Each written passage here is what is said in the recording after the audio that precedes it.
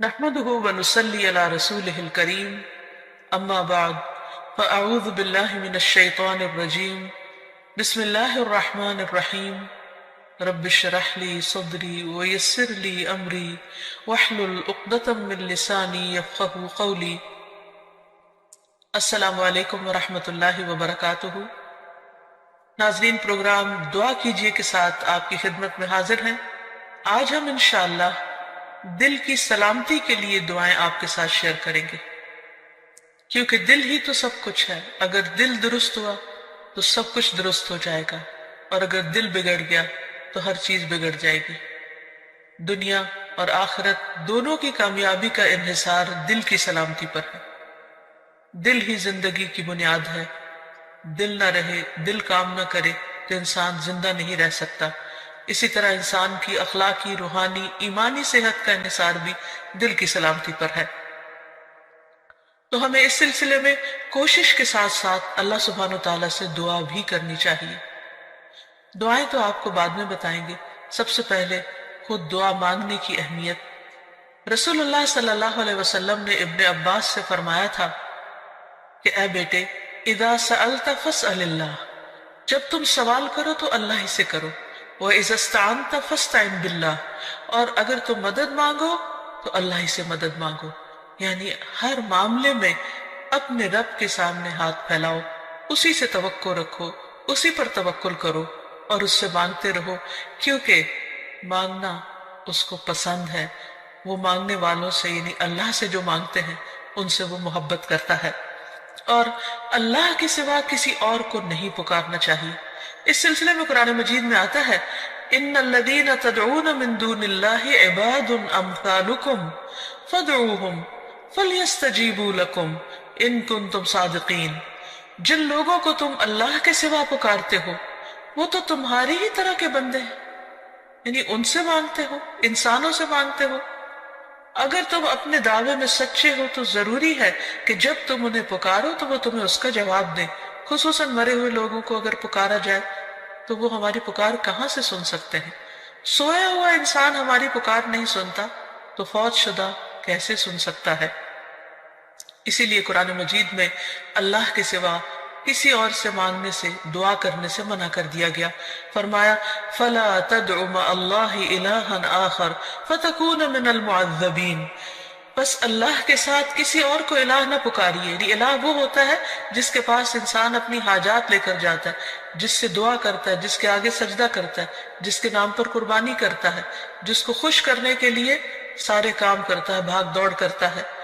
تو اللہ کے ساتھ کسی اور کو الہ نہ پکاریے، ورنہ آپ بھی سزا پانے والوں میں سے ہو جائیں گے. یعنی اللہ سبحانہ وتعالیٰ کسی صورت میں بھی شرک کو پسند نہیں فرماتے. اور پھر یہ بھی یاد رکھیے کہ دعا کرنے سے پہلے اللہ سبحانہ وتعالیٰ کی حمد و ثنا ضروری ہے. لا الہ الا اللہ وحدہ لا شریک لہ لہ الملک ولہ الحمد وہو علی کل شیء قدیر. اس کلمے کو پڑھیے یا کوئی اور حمد و ثنا کے الفاظ جو بھی آپ کی چوائس کے ہوں، کیونکہ حمد و ثنا تو اصل میں اللہ کی محبت کے ساتھ ہی آتی ہے. جتنی محبت زیادہ ہوگی اتنی خوشی کے ساتھ آپ اللہ کی تعریف کریں گے. پھر اسی طرح درود شریف پڑھنا نہیں بھولیے. درود شریف پڑھنے سے 10 رحمتیں آتی ہیں، دعائیں قبول ہوتی ہیں. اور پھر یہ کہ دین اور دنیا کی ہر بھلائی اللہ تعالیٰ ہی سے مانگیے. اور خصوصاً ہمارے آج کا جو موضوع ہے یعنی قلب سلیم، سلامت دل، اس کی دعا اللہ سبحانہ وتعالیٰ سے مانگیے کہ اے اللہ تو مجھے قلب سلیم، سلامت دل عطا فرما. کیونکہ قیامت کے دن انسان کو نہ مال کام آئے گا نہ بیٹے کام آئیں گے مگر جو اللہ کے پاس سلامت دل لے کر آیا. اللہ تعالیٰ فرماتے ہیں يوم لا ينفع مال ولا بنون إلا من أتى الله بقلب سليم. جس دن مال اور بیٹے کام نہیں آئیں گے مگر وہ جو اللہ کے پاس سلامت دل لے کر آیا. کیونکہ اگر دل درست ہو تو تمام جسم درست، تمام کام درست، اور اگر دل بگڑ جائے تو ہر چیز بگڑ جاتی ہے. رسول اللہ صلی اللہ علیہ وسلم نے فرمایا بے شک جسم میں گوشت کا ایک ٹکڑا ہے، اگر اس کی اصلاح ہو گئی تو تمام جسم کی اصلاح ہو گئی، اور اگر وہ خراب ہو جاتا ہے تو سارا جسم خراب ہو جاتا ہے. سنو وہ دل ہے. اور پھر آپ نے دل ہی کی طرف اشارہ کرتے ہوئے فرمایا کہ التقوی ہا ہونا، تقوی یہاں پر ہوتا ہے، یعنی اللہ کا ڈر جو تمام معاملات کو درست کرتا ہے. دل کے سلسلے میں یہ بات بھی یاد رہے کہ دل کی حالت ہمیشہ بدلتی رہتی. اگر آپ ایک دفعہ اپنے دل کو صحیح رستے پر لے بھی آئے تو کوئی گارنٹی نہیں کہ وہ ہمیشہ صحیح رہے گا، کیونکہ اس کے پلٹنے میں کچھ دیر نہیں لگتی. اس بات کو حدیث میں بہت اچھی طرح بیان کیا گیا ہے. رسول اللہ صلی اللہ علیہ وسلم نے فرمایا بے شک قلب کو قلب اس لیے کہتے ہیں کہ وہ پلٹتا رہتا ہے، اور دل کی مثال تو اس پر کسی ہے جو کسی درخت کے تنے کے ساتھ لٹکا ہوا ہو اور ہوا اسے الٹ پلٹ کرتی رہتی ہو، کبھی سیدھا کبھی الٹا. اس لیے سلامت دل رکھنا ایک بہت ہی مشکل کام ہے، کیونکہ انسان کبھی اس میں شکوک و شبہات آ جاتے ہیں، کبھی خواہشات اور شہوات آ جاتی ہیں، کبھی انسان کا ایمان بڑھنے لگتا ہے، کبھی گھٹنے لگتا ہے. تو دل کی حالتیں تبدیل ہوتی رہتی ہیں. دعا یہ کرنی چاہیے کہ ہماری موت اس حالت میں آئے کہ ہمارا دل اللہ کے رب ہونے پر راضی ہو، محمد صلی اللہ علیہ وسلم کے نبی ہونے پر اور اسلام کے دین ہونے پر، اور ہم اللہ تعالیٰ کے بارے میں اچھا گمان لیے ہوئے اس دنیا سے رخصت ہوں. دل کی تبدیلی کے بارے میں ایک اور حدیث میں بھی آتا ہے، نبی صلی اللہ علیہ وسلم نے فرمایا ابن آدم کا دل اس ہنڈیا سے بھی زیادہ تیزی کے ساتھ بدلتا ہے جو خوب کھول رہی ہو. یعنی دل کی حالت اتنی تیزی سے اگر تبدیل ہوتی ہے اور اس میں کچھ دیر نہیں لگتی تو کس قدر ڈرنے کی بات ہے. سلامت دل کی دعائیں کرنے سے پہلے ہمیں چند ان باتوں کا بھی تذکرہ کر لینا چاہیے کہ جو انسان کے دل کی بیماریوں کا سبب بنتے ہیں. جسمانی بیماریوں کے تو بہت سے اسباب ہو سکتے ہیں، لیکن عموماً ہم روحانی بیماریاں، اخلاقی بیماریاں یا دل کے تزکیے سے متعلق جو بیماریاں ہیں ان کا ذکر نہیں کرتے. تو آئیے دیکھتے ہیں کہ وہ کون سی چیزیں ہیں جو دل کو بیمار کرتی ہیں. اس میں ایمان کے بعد کفر، ناشکری، یہ دل کی بیماری کا سبب بنتی ہے. پھر اسی طرح اللہ سبحانہ تعالیٰ سے زیادہ اوروں کا خوف، یعنی اللہ تعالیٰ اس بات کا حقدار ہے کہ سب سے زیادہ ہم اس سے ڈریں. ہم عموماً اپنے ظاہر کے بارے میں کیوں اتنے کانشیس ہوتے ہیں؟ کیونکہ لوگ دیکھتے ہیں، اور دل کے بارے میں غافل ہوتے ہیں حالانکہ اللہ سبحانہ تعالیٰ اس کو دیکھتے ہیں. پھر اللہ تعالیٰ کے ذکر سے روگردانی دل کو بیمار کر دیتی ہے. نبی صلی اللہ علیہ وسلم نے فرمایا اس شخص کی مثال جو اپنے رب کو یاد کرتا ہے اور جو اپنے رب کو یاد نہیں کرتا زندہ اور مردہ جیسی ہے. یعنی اتنا بڑا فرق ہے. پھر اسی طرح مشکلات میں اللہ تعالیٰ کی طرف رجوع نہ کرنا، یہ دل کو بیمار کر دیتا ہے. نمازیں چھوڑنا، خصوصاً جمعہ چھوڑ دینا، فرائض سے پیچھے رہنا. نبی صلی اللہ علیہ وسلم منبر کی سیڑھیوں پر چڑھتے ہوئے فرما رہے تھے لوگ جمعہ کی نماز چھوڑنے سے باز آ جائیں ورنہ اللہ ان کے دلوں پر مہر لگا دے گا، پھر وہ غافلوں میں سے ہو جائیں گے. اسی طرح بلا عذر، بلا وجہ نماز چھوڑ دینا. آپ صلی اللہ علیہ وسلم نے فرمایا جو شخص سستی کی وجہ سے بلا عذر 3 جمعے چھوڑ دے اللہ تعالیٰ اس کے دل پہ مہر لگا دیتا ہے. پھر اسی طرح قرآن میں غور و فکر نہ کرنا، یہ دلوں کو بیمار کر دیتا ہے. علم سے دوری، سیکھا ہوا علم بھلا دینا. پھر آیات سے نصیحت نہ لینا، یعنی قرآن مجید پڑھنا، تلاوت کرنا، لیکن اس میں غور و فکر نہ کرنا اور اس سے کوئی سبق حاصل نہ کرنا. پھر سیکھ کر سمجھ کر اپنی مرضی کرنا اور غلط رستوں پر چلنا. پھر غلط کاموں کے بھی ایسے برے نتائج ہوتے ہیں جن کی وجہ سے دل سخت ہو جاتے ہیں، جیسے گناہ کرنا دلوں پر غلبہ پانے والا ہے. یعنی گناہ کے اثرات ہوتے ہیں، گناہ دلوں کو زنگ آلود کر دیتے ہیں، گناہ سے دلوں کی روشنی ختم ہو جاتی ہے. رسول اللہ صلی اللہ علیہ وسلم نے فرمایا جب کسی مسلمان سے کوئی گناہ سرزد ہوتا ہے تو اس کے دل پر ایک سیاہ دھبا پڑ جاتا ہے. اگر وہ توبہ کرے اور باز آ جائے اور استغفار کر لے تو اس کا دل پھر سے صاف اور روشن ہو جاتا ہے. ورنہ جتنے گناہ بڑھتے جاتے ہیں اتنے ہی سیاہ دھبے بڑھتے جاتے ہیں، حتیٰ کہ اس کے دل پر وہ زنگ چھا جاتا ہے جس کا ذکر اللہ عز و جل نے قرآن میں کیا ہے. کلا بل ران علی قلوبہم ما کانوا یکسبون. ہرگز یہ بات نہیں بلکہ ان لوگوں کے دلوں پر ان کے برے اعمال کا زنگ لگ گیا ہے.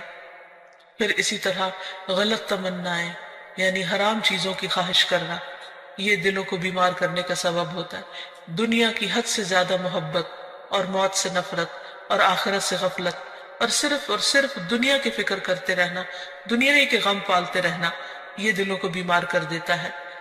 یعنی انسان جب اللہ تعالیٰ کے حقوق میں کمی کرتا ہے، بندوں کے حق میں کمی کرتا ہے، بد اخلاقی کرتا ہے، تو پھر دلوں کے اوپر میل چڑھنے لگتی ہے، دل سیاہ ہونے لگتے ہیں اور دل بیمار ہونے لگتے ہیں اور قلب سلیم سے بہت دور ہو جاتے ہیں۔ پھر اسی طرح محض اپنی خواہشات کی پیروی کرنا۔ نبی صلی اللہ علیہ وسلم نے فرمایا، مجھے تمہارے متعلق ان گمراہ کن خواہشات سے سب سے زیادہ اندیشہ ہے جن کا تعلق تمہارے پیٹ اور تمہاری شرمگاہ سے ہوتا ہے، اور اپنی مرضی پر چلنے کی گمراہی کا بھی اندیشہ ہے۔ پھر اسی طرح کثرت کلام اور کثرت طعام، بہت کھانا، بہت باتیں کرنا، یہ بھی دلوں کو سخت کر دیتی ہیں چیزیں۔ پھر ضرورت سے زیادہ سونا، یہ بھی دل کی سختی کا باعث ہوتا ہے۔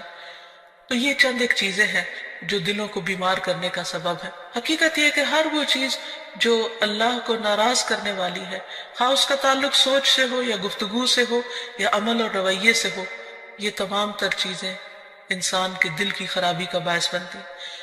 پھر اللہ کا ذکر کثرت سے کرنا، فرمایا وَاذْكُرُوا اللَّهَ كَثِيرًا لَعَلَّكُمْ تُفْلِحُونَ، اور اللہ کو بہت زیادہ یاد کرو تاکہ تم فلاح پاؤ۔ پھر اسی طرح زبان کی اصلاح کرنا۔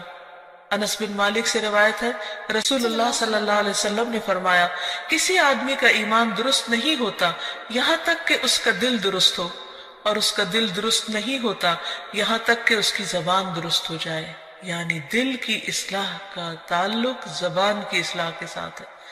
اگر ایک شخص زبان سے اچھے الفاظ نکالے گا تو اس کا دل یقیناً اچھا ہو جائے گا۔ پھر اسی طرح شک والی چیزوں کو چھوڑنا، کیونکہ شک انسان کو بے چین کر دیتا ہے، دلوں کے اندر اضطراب پیدا کر دیتا ہے۔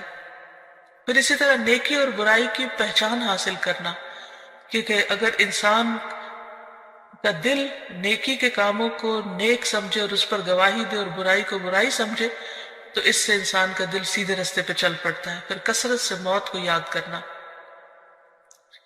کیونکہ موت کی یاد دلوں کی تزکیہ اور پیوریفیکیشن کا ذریعہ بنتی ہے۔ پھر اخلاقی برائیوں سے پرہیز کرنا، پھر یتیم اور مسکین کا خیال رکھنا۔ ایک شخص نے نبی صلی اللہ علیہ وسلم سے دل کی سختی کی شکایت کی تو آپ صلی اللہ علیہ وسلم نے فرمایا کہ یتیم کے سر پر ہاتھ پھیرو، کیونکہ یہ دل کو نرم کرتا ہے۔ پھر اسی طرح بعض علماء نے کہا کہ دل کی اصلاح 5 چیزوں کے ساتھ ہوتی ہے۔ نمبر 1، غور و فکر کرتے ہوئے قرآن مجید کی تلاوت کرنا۔ نمبر 2، پیٹ کو خالی رکھنا، یعنی روزہ وغیرہ رکھنا۔ نمبر 3، رات کا قیام، سحری کے وقت اللہ کے آگے گڑ گڑانا، کیونکہ رات کے اس حصے میں دعائیں بہت قبول ہوتی ہیں۔ نمبر 4، نیک لوگوں کی مجلسوں کو اختیار کرنا، اچھی صحبت۔ اور نمبر 5، حلال کھانا۔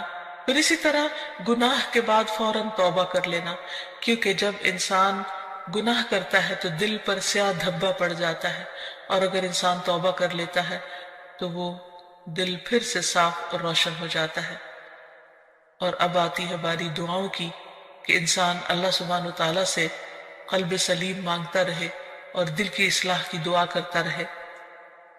اس سلسلے میں سب سے بہترین نسخہ کثرت سے استغفار کرنا ہے، کیونکہ انسان جب بخشش مانگتا ہے اللہ تعالیٰ سے، گناہوں کی معافی مانگتا ہے تو دل روشن ہونے لگتا ہے، دل چمکنے لگتا ہے، کیونکہ دلوں کا میل کچیل پھر اترنے لگتا ہے۔ اس سلسلے میں رسول اللہ صلی اللہ علیہ وسلم نے فرمایا، میرے دل پر پردہ سا آ جاتا ہے، اسی وجہ سے میں ایک دن میں 100 مرتبہ اللہ سے استغفار کرتا ہوں۔ یہ اللہ کے رسول صلی اللہ علیہ وسلم فرما رہے ہیں۔ آپ صلی اللہ علیہ وسلم استغفار کی کثرت کو دلوں کی روشنی کا ذریعہ بتا رہے ہیں۔ ابن عمر کہتے ہیں کہ ہم آپ کی مجلس میں رب اغفر لی وتب علی انک انت التواب الرحیم 100 مرتبہ شمار کرتے تھے، جس کا معنی ہے اے میرے رب مجھے بخش دے اور مجھ پر مہربان ہو جا، بے شک تو بہت زیادہ توبہ قبول کرنے والا مہربان ہے۔ پھر اسی طرح قرآنی دعا ہے کہ اللہ تعالیٰ ہمارے دلوں کو ٹیڑھا ہونے سے بچائے۔ ربنا لا تزغ قلوبنا بعد اذ ہدیتنا وہب لنا من لدنک رحمہ انک انت الوہاب۔ اے ہمارے رب، ہدایت دینے کے بعد ہمارے دلوں کو ٹیڑھا نہ کرنا، اور اپنے پاس سے ہمیں رحمت عطا فرما۔ بلا شبہ تو ہی سب کچھ عطا کرنے والا ہے، یعنی سارے خزانے تیرے پاس ہیں۔ تو ہمارے دلوں کو سیدھا رکھ، کیونکہ اگر دل سیدھا ہوگا تو باقی تمام چیزیں بھی درست ہو جائیں گی۔ پھر اسی طرح دل میں نور پیدا ہونے کی دعا کرنا، اور وہ ہے اللہم اجعل فی قلبی نورا، اے اللہ میرے دل میں نور پیدا کر دے، میرے دل میں روشنی پیدا کر دے، کیونکہ دل کی بھی آنکھیں ہوتی ہیں۔ اگر دل کی روشنی ہو تو انسان کو اچھے برے کا فرق نظر آنے لگتا ہے۔ بعض اوقات انسان بہت کچھ بھی پڑھ لیتا ہے، اس کے پاس بہت علم بھی ہو سکتا ہے، لیکن ضروری نہیں کہ اس علم کے ذریعے دل کی آنکھیں کھلیں جب تک کہ اللہ تعالیٰ نہ بصیرت عطا کرے۔ یہ بصیرت اللہ تعالیٰ دیتا ہے، اس لیے اللہ تعالیٰ سے مانگنی چاہیے۔ پھر اسی طرح دل کی ہدایت کی دعا کرنا۔ آپ صلی اللہ علیہ وسلم نے دعا سکھائی، اللہم اہد قلبی وسدد لسانی واسلل سخیمۃ قلبی، اے اللہ میرے دل کو رہنمائی عطا فرما، میری زبان کو درستگی عطا فرما، اور میرے دل کے کینے کو دور کر دے، کیونکہ شرک، نفاق، حسد، بغض، کینہ، کدورت دلوں سے نکلیں گے تو ہی دل روشن ہوں گے۔ پھر اسی طرح یہ بھی ضروری ہے کہ انسان دین پر دل کی ثابت قدمی کی دعا کرے۔ عبداللہ ابن عمرو ابن العاص کہتے ہیں کہ انہوں نے رسول اللہ صلی اللہ علیہ وسلم کو فرماتے ہوئے سنا کہ تمام بنی آدم کے دل رحمان کی انگلیوں میں سے 2 انگلیوں کے درمیان ایک دل کی طرح ہے، وہ جسے چاہتا ہے اسے پھیر دیتا ہے۔ پھر رسول اللہ صلی اللہ علیہ وسلم نے فرمایا، اللہم مصرف القلوب صرف قلوبنا علی طاعتک، اے اللہ دلوں کے پھیرنے والے ہمارے دلوں کو اپنی اطاعت پر پھیر دے، یعنی تو ہی ان کے اندر اپنی اطاعت اور فرما برداری کا شوق پیدا کر دے، کیونکہ اگر دل کسی کام کے کرنے پہ راضی ہو جائے تو وہ کام کرنا بہت آسان ہو جاتا ہے۔ اطاعت کے بڑے سے بڑے کام، مشکل سے مشکل کٹھن اور بھاری کام بھی بہت معمولی معلوم ہوتے ہیں۔ پھر اسی طرح یا مقلب القلوب ثبت قلبی علی دینک، اے دلوں کو الٹ پلٹ کرنے والے میرے دل کو اپنے دین پر جما دے، کیونکہ اگر دین پر ایک دفعہ دل ٹھک گیا، اطمینان ہو گیا، تو پھر عمل کرنا کچھ بھی مشکل نہ رہے گا۔ پھر اس کے ساتھ ساتھ ایسے دل سے بھی پناہ مانگی گئی کہ جو اللہ سے نہ ڈرتا ہو، جس کے اندر خشیت نہ ہو۔ دعا ہے اللہم انی اعوذ بک من علم لا ينفع ومن قلب لا يخشع ومن نفس لا تشبع ومن دعوت لا يستجاب لها، اے اللہ میں تجھ سے ایسے علم سے پناہ مانگتا ہوں جو نفع دینے والا نہ ہو، اور ایسے دل سے جو ڈرنے والا نہ ہو، اور ایسے نفس سے جو سیر ہونے والا نہ ہو، اور ایسی دعا سے جو قبول ہونے والی نہ ہو۔